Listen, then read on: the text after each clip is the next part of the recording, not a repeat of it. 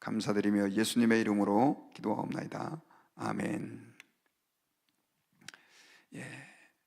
오늘은 본문을 중심으로 한 사람의 영향력이라고 하는 제목으로 하나님 말씀을 듣도록 하겠습니다. 우리 한국 속담에 친구 따라 강남 간다, 그런 얘기를 가끔씩 합니다. 요즘에도 그런 말을 쓰는지 모르겠지만 저희가 어렸을 때는 그런 얘기를 참 많이 들었습니다. 어떤 친구를 만나느냐에 따라 어떤 사람이 되느냐가 결정된다라고 하는 말입니다. 우리 인간들은 사람에게 영향을 주고 또 영향을 받습니다. 더더군다나 특별히 오늘날은 미디어의 발달로 인해서 꼭 사람을 가까이 하지 않는다 할지라도 어떤 미디어를 접하느냐에 따라서 한 사람의 인품이, 인격이 형성되기도 합니다. 그래서 우리 인간은 영향을 받는 존재라고 얘기를 해도 과언이 아닙니다. 그런데 그리스도인은 이 영향력에 있어서 특별히 훨씬 더 세상 사람들과 다른 차원에 속해 있습니다. 왜냐하면 한 사람, 별것 아닌 사람 같은 그런 사람이 세상의 역사를 바꾸기도 하고 한 나라의 운명을 바꾸기도 합니다. 요셉 같은 경우는 그 가나안 지역의 한 부족의 작은 아들이었지만 그가 그 애굽의 보디발이라고 하는 사람의 그 집에, 그것도 인신매매로 팔려간 거죠, 형제들에 의해서. 그런데 그 요셉 한 사람이 그 보디발 집에 전체 영향력을 끼치고 나아가서는 애굽의 총리가 되어가지고 그 애굽의 한 나라의 운명을 가르는 그런 엄청난 영향력을 행사한 것을 우리는 성경을 통해서 알 수 있습니다. 다니엘도 마찬가지고 그의 세 친구들도 그 강력한 주변 사람들의 영향을 받거나 혹은 국가의 문화의 흐름을 이 말 그대로 따라가는 게 아니라 우리 그걸 거스려서 나라의 흐름을, 역사의 흐름을 바꿔놓는 그런 사람들이 되었다는 것이죠. 하나님의 사람이 가진 능력입니다. 그런데 대다수의 사람들은 잘 그렇지가 못합니다. 쉽게 악의 영향을 받고 쉽게 주변 흐름을 따라가는 그런 약한 마음들을 가지고 있죠. 오늘 본문에 나오는 여호람 왕이 바로 그 대표적인 한 사람이라고 할 수 있어요. 그 여호람은 남쪽 유대의 여호사밧 왕의 장남이었습니다. 그런데 이 여호사밧 왕은 아시는 것처럼 하나님을 참 경외했던 왕 중에 한 사람이었었어요. 다윗 왕이 정말 하나님을 사랑했었는데 그와 버금가게 하나님을 사랑했던 왕을 꼽으라라고 한다면 바로 여호사밧을 꼽을 수 있습니다. 그러니 얼마나 그가 믿음으로 그 자녀들을 가르치려고 애를 썼겠습니까? 그런데 더더군다나 이 여호람은 그 여호사밧의 장남이었는데 오늘 본문에 보면 그렇게 믿음이 좋았던 아버지의 그 다음 왕으로 이 여호람 왕은 완전히 아버지와는 반대되는 길을 가는 그런 왕이 되었습니다. 오늘 본문에 보면 그는 32세에 왕이 되었다라고 기록되어 있고 8년을 통치했다라고 기록이 되어 있습니다. 그런데 역대기를 보면 이 여호람 왕의 행적이 조금 더 자세히 기록되어 있는데 이 사람은 왕이 되자마자부터 아주 못된 짓을 했습니다. 바로 자기의 왕권이 혹시 위협받을까 봐 자기의 형제들을 다 죽이는 그런 악행을 저지르게 됩니다. 그리고 이스라엘 백성들로 하여금 본인이 바알을 숭배할 뿐 아니라 이스라엘 백성들로 하여금 바알을 숭배하게 하는 엄청난 악을 저지릅니다. 정확하게 말하면 남쪽 유다의 백성들이죠. 사실 여러분, 이스라엘 백성들이 때로는 하나님 앞에서 범죄해서 하나님이 자기의 형상을 만들지 말라고 해가지고 그렇게 경고를 했음에도 불구하고 송아지를 만들어서 혹은 다른 형상을 만들어서 그렇게 하나님을 노엽게 했었어요. 그런데 이것은 사실 하나님 여호와를 형상으로 만드는 죄였거든요. 이걸 우상숭배라고 하는데, 근데 이 본문에 나오는 여호람은 그 정도의 차원이 아니라 그 당시 이방신이었던 바알을 대놓고 섬긴 거예요. 바알을. 더더군다나 다윗의 왕조를 이은 그렇게 신실하게 하나님을 섬겼던 유다에서 더더군다나 또 아버지가 그렇게 믿음으로 살았음에도 불구하고 이 여호람 왕은 바알을 섬기게 된 것입니다. 하는 짓이 형제들을 죽이고 바알을 섬기는 이 행동을 보니까 하나님이 너무 괘씸했어요. 그래서 엘리야를 보내가지고 그에게 경고를 합니다. 네가 아버지 여호사밧의 길, 그리고 그 선대왕 아사의 길로 가지 않고 북쪽 이스라엘의 아합과 같은 그런 행동을 하고 있다. 내가 네가 회개하지 않으면 가만히 놔두지 않겠다라고 하는 경고의 메시지를 이 여호람 왕에게 줍니다. 그러면서 나중에 이제 실제로 이 엘리야를 통한 하나님의 경고가 이 여호람 왕에게 일어나게 되는데, 그 중에 한 가지가 창자의 중병이 나게 되는 것입니다. 창자는 이제 대장, 소장 여러 가지 어딘지는 잘 모르겠지만 그 병이 생겨가지고 결국은 창자의 병이 들어가지고 이 여호람 왕이 죽임을 당하게 됩니다.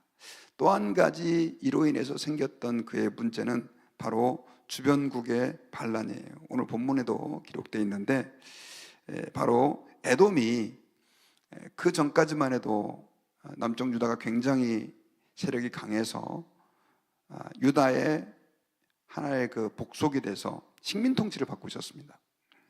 그런데 여호람이 왕이 되고 나서 에돔이 스스로 왕을 세워가지고 결국 남쪽 유다를 배반하게 되는 그런 일이 일어나게 되죠. 그래서 오늘 본문에 보면 여호람 왕이 군사를 이끌고 그들과 전투를 했는데 하나님께서 그를 불쌍히 여기셔서 전투에서는 이기게 해주셨지만 결국 나중은 이 에돔이 이스라엘로부터 독립을 하게 됩니다. 그리고 또 오늘 본문에 보면 림나에게도 그런 일이 일어났다라고 말하면서 이 국가에 엄청난 큰 변화가 이 여호람 왕으로 인해서 이루어지는 것을 오늘 본문을 통해서 알 수 있습니다. 자, 그런데 우리는 여기서 이런 질문을 한번 해볼 수 있습니다. 어떻게 그렇게 하나님을 사랑했던 여호사밧 왕의 장남이었던 여호람이, 이 여호람이 북쪽 이스라엘에도 같은 이름의 왕이 있습니다. 이 사람하고 다른 사람이에요. 그러니까 아합의 아들이었죠. 이 여호사밧의 아들 여호람이 이렇게 못된 짓을 할 수 있는가라고 하는 것에 대한 의문이 있죠. 여기에는 제가 예전에도 한번 말씀드렸지만 그 여호사밧 왕이 한 실수와 깊은 관계가 있습니다. 그는 하나님을 사랑하는 왕이었는데, 그리고 이 남북으로 분열된 이 국가를 통합시키기 위해서 한 가지 정책을 취했는데, 이게 뭐냐면 정략 결혼이었습니다. 우리나라도 지금 남과 북이 갈라져 가지고 얼마나 서로 상처가 많습니까? 통일해보기 위해서 많이 노력을 하고 있는데 이게 쉽지는 않지 않습니까? 그래서 이 여호사밧 왕은 이렇게 남북으로 갈라진 나라를 통일해 보려고 아마 생각을 했던지 이 북쪽의 아합 왕과 조약을 맺고 정략 결혼을 한 것이죠. 그래서 그 아합 왕의 딸이었던 아달랴를 자기의 아들이었던 여호람과 결혼을 시키게 된 겁니다. 이제 정략 결혼이죠. 그런데 그 아달랴가 아합 왕의 딸이었는데 공교롭게도 아합 왕의 와이프가 누구냐? 이세벨이에요. 이세벨. 그 이세벨은 누구의 딸이냐? 바알 선지자의, 그러니까 바알의 제사장의 딸이 이세벨이에요. 그러니까 이제 이 아합도 정략적인 이유에 의해서 그렇게 결혼을 하게 된 거죠. 주변국과. 결국은 이 아달랴를 통해서 어떤 일이 일어나게 되냐면 남쪽 유다에 바알 신앙이 흘러들어오게 된 겁니다. 더더군다나 왕비가 바알을 숭배하는 여인이다 보니까 자기 어머니가 바알 선지자의 딸이니 오죽했겠어요.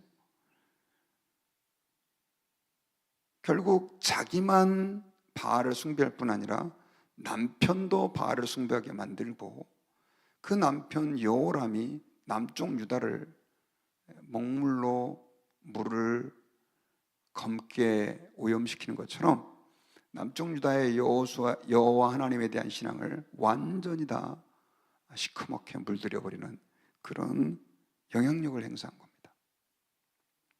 얼마나 마음이 아픈지 모릅니다.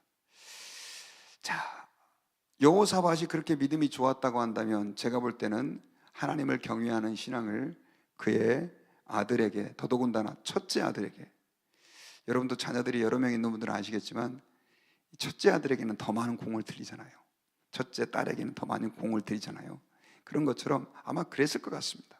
그럼에도 불구하고 여호람 왕은 그렇게 아버지로부터 배웠던 여호와 하나님에 대한 신앙은 헌신짝처럼 던져버리고 이 자기 와이프의 신앙이었던 바알 신앙을 받아들여가지고, 그래 결국은 그 신앙에 빠짐으로 인해서 하나님께서는 그에게 계속 경고의 말씀을 주셨어요. 그리고 아예 그 왕족을 멸해버리려고까지 생각을 했지만 다윗과 한 언약이 있었습니다. 등불을 계속해서 끄지 않겠다. 그래서 그를 살려둔 거예요.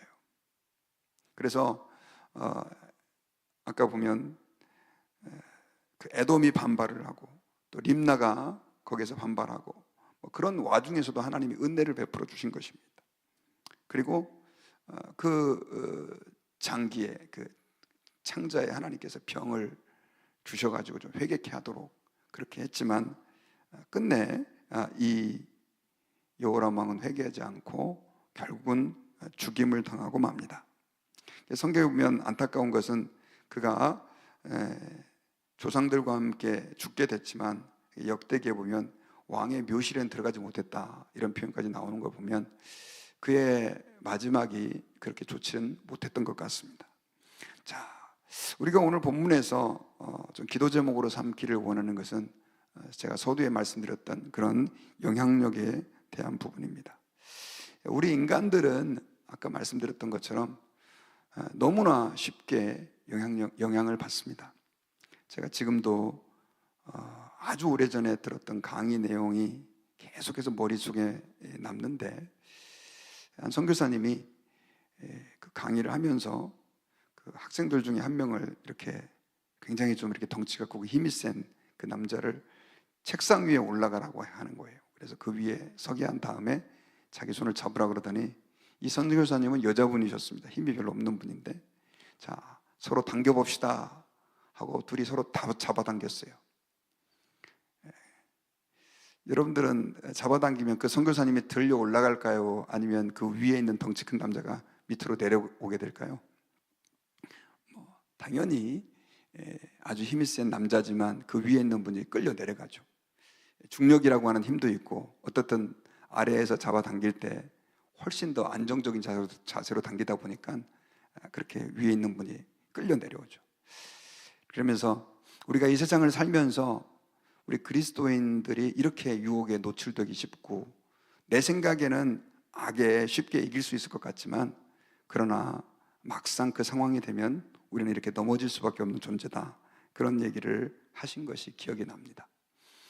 오늘날 우리 그리스도인들이 하나님 앞에서 긴장하고 좀 많은 생각을 해야 되는 게, 앞서서 말씀드렸던 것처럼 그렇게 세상의 역사를 바꾸고 흐름을 바꾼 사람들이 꽤 있어요. 요셉도 있고 다니엘도 있고. 하지만 많은 경우 하나님 앞에 믿음으로 살아서 정말 신실하게 세상을 변화시켜야 될 하나님의 사람들이 오히려 세속화되는 일들이 훨씬 더 많다는 거죠. 훨씬 더 많아요. 더더군다나 가까운 사람에 의해서 영향을 받는다라고 하는 것은 어떻게 말하면 그냥 일반적으로 보통 일어나는 하나의 원리라고 말할 수도 있을 만큼 흔하게 일어납니다. 사탄이 아담을 공격할 때 처음부터 아담아 너 선악과를 따먹어라 라고 공격하지 않았죠. 우리 인간의 가장 큰 약점을 이용한 거죠. 영향을 받는다는 거죠. 그래서 결국 마음이 좀 연약했던 하와를 통해서, 하와의 영향력을 통해서 아담을 선악과를 따먹게 만들었던 거죠. 그래서 여러분, 우리가 자녀들을 위해서도 많이 기도해야 되는 게, 아무리 내가 신앙으로 잘 가르쳐놔도 그들이 한순간에 누구를 만나느냐에 따라서 그들의 신앙이 흔들릴 수도 있고, 또 친구에 의해서도 믿음이 흔들릴 수 있다라고 하는 살짝의 그 위기감은 가지고 있어야 합니다. 내 자녀는 안 그럴 겁니다, 이렇게만 생각하고 있으면 안 돼요. 그런데 우리가 여기서 해볼 수 있는 질문은, 그렇다고 한다면 도대체 다니엘과 같은 사람, 에스더와 같은 사람들, 또 이 요셉과 같은 그런 믿음은 어디서 생겼느냐는 것입니다. 어떻게 우리가 이렇게 세상의 영향을 받기 쉬운 존재로서 세상에 휘둘리지 아니하고 오히려 세상을 바꾸는 하나님의 사람으로 이 땅에서 살아남을 수 있냐는 거죠. 그것은 하나님과의 깊은 관계, 성령 충만함, 또 말씀이 내 뿌리 속, 영혼 속 깊은 곳에 스며들었을 때만 가능한 것입니다. 그거 말고는 사실 불가능한 것이죠. 저도 지금까지 지나온 시간들을 살펴보면 목회자로서 이제 길을 걸어와 가지고 사실은 성도들에게 별로 이렇게 할 얘기가 별로 없어요. 사는 환경이 다르니까. 그런데 제가 이제 직업군인으로서 한 5년 정도 생활한 적이 있었고, 고등학교 때 기숙사 생활을 했던 그 기억들을 이렇게 돌아보면, 세상에서 우리가 믿음을 지키며 살아간다는 게 이게 결코 쉬운 문제가 아닙니다. 정말로 어떤 때는 내가 믿음을 지키기 위해서 잃을 것들이 너무 많은 것이죠. 그런 상황에서도 내가 다 잃는다 할지라도 내 믿음을 지키겠다, 이거 참 쉽지 않은 얘기죠. 그런데 여러분, 하나님께서는 우리에게 말씀하셨어요. 너희는 세상의 빛이다. 빛은 영향을 받는 존재가 아니라 영향을 주는 존재입니다. 어두움에 빛이 들어갔을 때 그 빛이 어두움에 의해서 빛을 잃을 수가 없어요. 오히려 반대로 그 빛은 어두움을 몰아내버리죠. 너희가 세상의 소금이다 라고 얘기했을 때, 썩을 가능성이 있는 그 생선에 소금이 뿌려졌을 때 그 소금이 그 썩기 쉬운 물질들에 의해서 변질되는 게 아니라 오히려 그 썩어가는, 썩을 수밖에 없는 그것들에 작용을 해서 부패를 방지하거나 늦추게 되는 그런 기능을 하는 것이죠. 그러니까 이 이유는 뭐냐? 결국 우리가 하나님 아버지 앞에서 연약하기 때문입니다.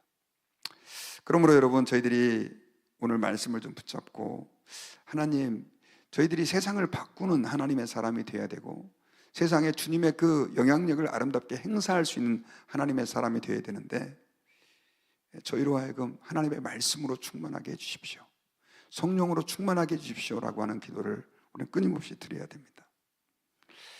오늘날은 여러분, 우리 그리스도인들이 어떻게 말하면 옛날보다도 훨씬 더 하나님의 말씀을 듣기 좋은 환경, 성경책을 읽기 쉬운 환경에 속해 있지만, 그러나 제가 개인적으로 평가할 때 우리 젊은이들이 성경을 예전보다도, 저희가 어렸을 때보다도 훨씬 더 읽기 어려운 상황에 직면해 있다고 봅니다. 왜냐하면 제가 거의 다 읽었는데,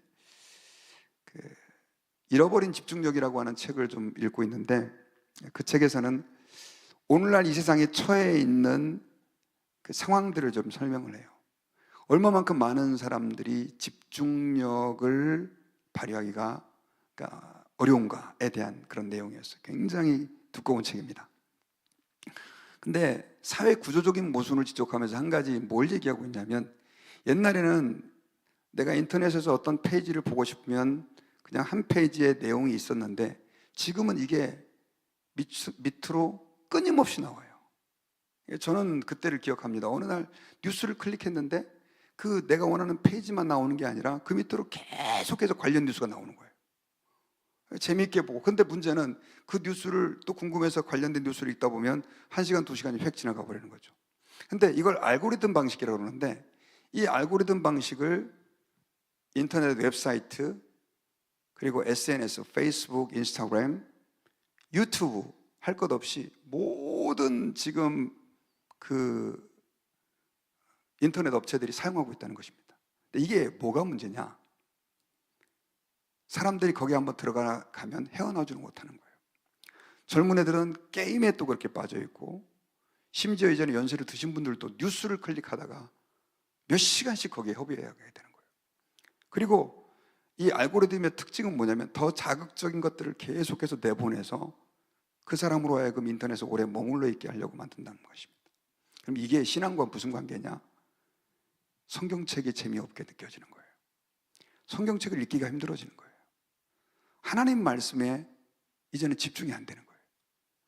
저도 설교해봐야 여러분 얼마나 재미있는 얘기 갖고 여러분 설교할 수 있겠어요. 성경 강의하고 저보고 어떤 분이 그러더라고요. 목사님 설교가 너무 어렵고 딱딱하대요. 그래서 제가 그냥 이렇게 웃고 말았죠. 사실 제가 여러분 새벽 기도 때도 그렇고 주일날도 그렇고 목사님마다 다 달라요. 그런데 제가 성경 본문을 좀 많이 강조하려고 하는 이유가 있습니다. 왜냐하면 이렇게라도 하지 않으면 성도들이 성경을 깊이 있게 공부를 따로 할 수도 없고 뭐 책을 통해서 따로 공부하는 것도 아니고 설교 시간이면 좀 들어야 된다라고 하는 생각들이 제가 좀 있어서 그래요. 제가 지금 여러분들께 드리고 싶은 말씀은 뭐냐면 하나님 아버지 앞에서 지금 현대인들, 우리 연세 드신 분들도 아마 이걸 경험할 거예요. 저도 지금 그거하고 계속 싸우고 있습니다. 그래서 뉴스를 읽으면 15분 이상 안 읽는다, 뭐 이런 걸 정해놔야 되지, 안 그러면 시간이 1시간 획 가버리는 거죠. 그런데 자제력이 없는 이 젊은이들은 과연 자리에 앉아가지고 성경을 30분씩 20분씩 심지어 1시간씩 읽을 수 있겠냐? 제가 볼 때 불가능하다는 거죠. 목사님들 설교가 좋은 설교가 있어, 한번 들어봐 해서 연결 링크를 보내줘서 들었어요. 근데 그 밑에 자기가 너무 재밌는 내용들이 또 알고리즘으로 뜨거든요. 그러면 그 설교 내용 다 잊어버리고 다른 거 클릭해서 보게 되고 계속해서 세속화되는 거죠. 제가 좀 젊은이들하고 좀 이야기를 좀 하는데요, 정말 안타까운 것은 그렇게 교회에서 많이 복음을 강조하고 예수님의 십자가를 강조해도요, 아직 복음을 모르는 사람이 너무 많아요. 너무너무 가슴이 아파요. 왜 그러냐? 복음 말고도 훨씬 더 그들을 자극하는 것들이 너무 많기 때문에 그렇습니다. 이제는 세상에 영향력을 줘야 될 젊은이들이 아예 세속화되고 있다는 거죠. 이게 한 개인의 문제가 아니라 국가적인 문제, 사회적인 문제가 되고 있고요. 그리고 지금 아까 제가 읽었던 그 책에서 말하는 것처럼 세상 사람들은 지금 비상이 걸렸습니다. 우리 아이들을 그 미디어로부터 지켜내야 된다. 그런데 교회가 어떤 때는 너무 거기에 대해서 나이브한 거죠. 잘 모르고 있어요. 여러분, 저는 오늘 기도할 때 하나님 아버지 앞에서 먼저 내가 세상에 영향을 받는 존재가 아니라 주는 존재가 될 수 있도록, 그렇게 성령 충만할 수 있도록 기도하고, 또 나아가서는 우리 자녀들이, 다음 세대들이 이런 현실 속에서 이제는 그냥 거의 무방비 상태에서 세상 미디어의 공격을 너무나 강하게 받고 있는데, 주여 그들을 지켜주셔서 하나님의 말씀이 그들의 영혼에 스며들게 하시고 세상 영향받는 존재가 아니라 세상에 영향을 주는 존재가 되게 해주십시오. 기도할 수 있는 저희들이 되었으면 좋겠습니다. 그리고 이번에 추수감사절이 다가오는데, 제가 계속 주일날도 말씀드렸지만 우리가 전도를 해야 되겠다라고 생각하는 것과 행동으로 옮기는 건 좀 다릅니다.